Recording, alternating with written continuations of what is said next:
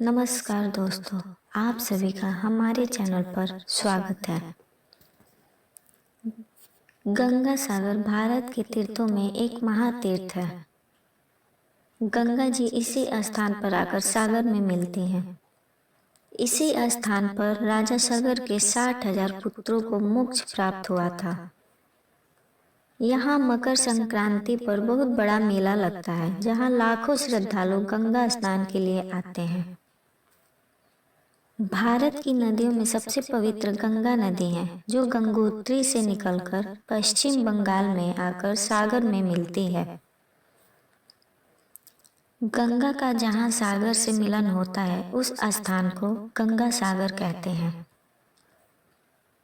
गंगा सागर धाम की यात्रा और वहाँ पर स्नान करने से 10 अश्वमेध यज्ञ और 1000 गाय दान करने का पुण्य मिलता है। मतलब आप एक बार में ही इतना पुण्य कमा सकते हैं, जितना बाकी तीर्थ बार बार करने पर भी नहीं मिलता। इसी महत्व के कारण तो कहा जाता है, सारे तीर्थ बार बार गंगा सागर एक बार। गंगा सागर की पौराणिक कथा। पौराणिक कथा के अनुसार महाराज सागर की 2 रानियां थी। एक रानी से एक पुत्र हुआ था और दूसरी रानी से 60,000 पुत्र हुए थे। एक बार महाराज सागर ने अश्वमेध यज्ञ शुरू किया। यज्ञ के घोड़ों को छोड़ दिया गया।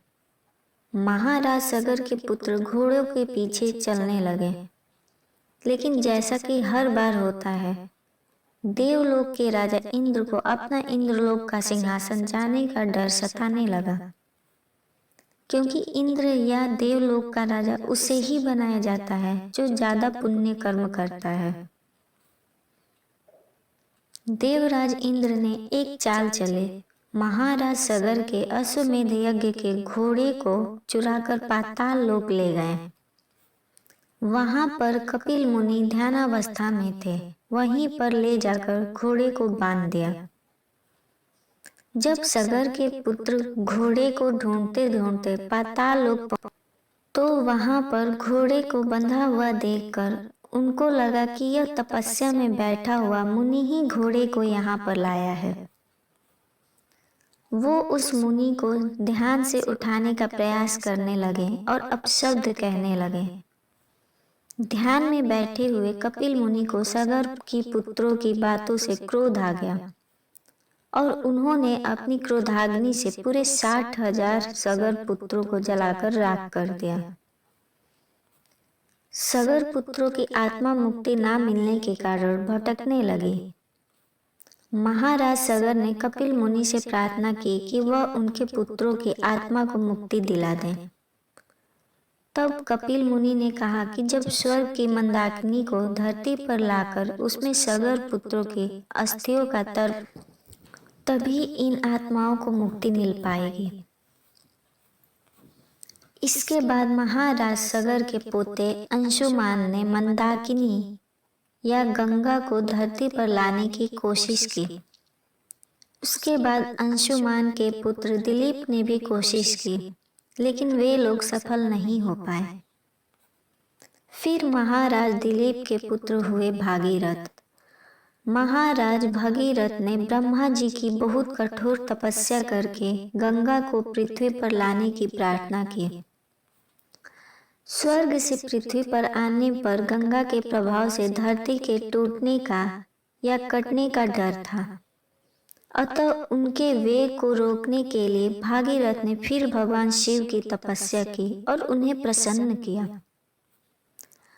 भगवान विष्णु के चरणों से निकली मां गंगा भगवान शिव की जटाओं में प्रवाहित होने लगी। फिर भगवान शिव की जटाओं से गंगा नदी बनकर हिमालय से निकलती हुई महाराज भगीरथ के पीछे पीछे पाताल लोक तक पहुंच गई, जहां पर 60,000 सागर पुत्रों के अस्थियां और राख पड़े हुए थे। मां गंगा के जल से सागर पुत्रों की आत्माओं को मुक्ति मिल गई।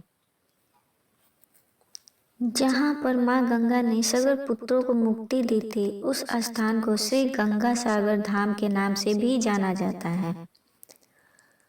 हिमालय से निकलती हुई गंगा इस स्थान पर समुद्र में मिल जाती है।